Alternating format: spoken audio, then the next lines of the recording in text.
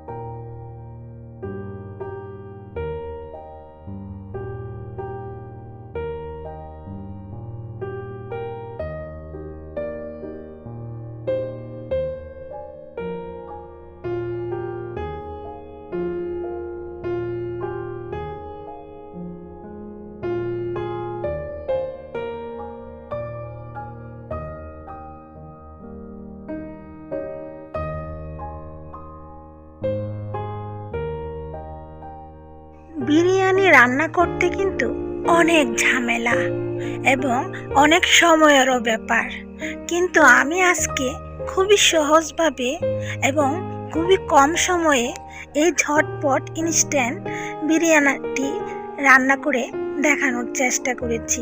খুবই সহজভাবে দেখানোর চেষ্টা করেছি।